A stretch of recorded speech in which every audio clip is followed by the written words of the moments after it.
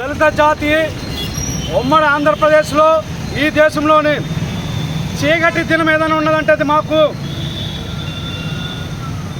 December 26, 1996లో Ramachandrapuram నియోజకవర్గం వెంకటాయపై గ్రామంలో మా మాలా మాదిగ పిల్లలకు అతి దారుణంగా శిరోమండనం చేయించి అవమానపరిచే ఆ రోజు దళిత జాతిని అవమానపరిచిన చరిత్ర ఆనాడు తోట త్రిమూర్తులు గారికి ఉన్నదని ఆయన ఆ కేసు నుంచి తప్పించుకోవడానికి ఆ పంచన ఈ పంచన చేరి దాదాపు 28 సంవత్సరాలు పట్టినా న్యాయమే గెలుస్తుందని చెప్పి ధర్మమే గెలుస్తుందని చెప్పి దళితుల ఆత్మగౌరవం నిలబడే విధంగానే ఈరోజు విశాఖపట్నం స్పెషల్ కోర్టు తీర్పు ఇచ్చిందని చెప్పి ఆ తీర్పులో ఎవరైతే అట్రాసిటీకి పాల్పడ్డాడో దుర్మార్గులందరికీ కూడా శిక్ష పడ్డాం.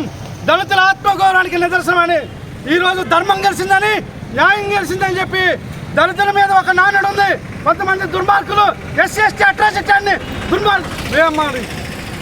వాళ్ళ స్వలాభాలకు ఉపయోగించుకుంటున్నారని చెప్పి, కానీ ఈరోజు ప్రలోభాలకు లొంగిపోయి దళితులందరూ కూడా మరి అట్రాసిటీ చట్టాన్ని నిర్వీర్యం చేస్తున్నారని చెప్పి ఒక నానుడు ఉంది. 28 సంవత్సరాలైనా సరే ఈరోజు దోషులకి శిక్ష పడ్డదంటే నా దళితులు ఎంత నిజాయితీగా నిలబడుతున్నారో దీనికి ఇదే నిదర్శనం అని చెప్పి ఈ సందర్భంగా నేను అడుగుతున్నాను.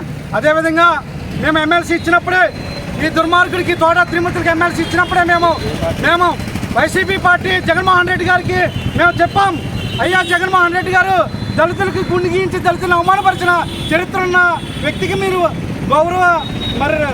గవర్నర్ గారి కోటాలో మీరు ఎమ్మెల్సీ ఇవ్వడం అంటే అది దుర్మార్గమని మీరు వెంటనే ఈయన్ని వెనక్కి రీకాల్ చేసుకోవాలని చెప్పి మేము ఆవేదన వ్యక్తం చేసినప్పటికీ ఆ రోజు మమ్మల్ని పట్టించుకున్న చరిత్ర లేదు జగన్మోహన్ రెడ్డికి. ఇప్పుడు కూడా చెప్తున్నాం, అయ్యా జగన్మోహన్ రెడ్డి ఆ రోజు రీకాల్ చేయలేదు కాబట్టి ఈరోజు కోర్టు ఇచ్చిన తీర్పు నీకు చెంపపెట్టుగా మేము భావిస్తున్నాం. ఇప్పటికైనా కళ్ళు తెరిచి ఈ రాష్ట్ర వ్యాప్తంగా ఈ ఎన్నికల్లో దళితుల ఓట్లు కావాలనుకుంటే నువ్వు ఈ దుర్మార్గుని వెంటనే పార్టీని సస్పెండ్ చేయాలి, అదేవిధంగా అభ్యర్థుల నుంచి నువ్వు తొలగించాలని చెప్పి, లేదు త్రిమూర్తులే కావాలంటే దళితులంతా కూడా యావత్ దళిత జాతి మొత్తం ముక్తగండతో నిన్ను ఓడించడమే మా లక్ష్యం అవుతుందని చెప్పి హెచ్చరిస్తున్నాను. జై భీమ్.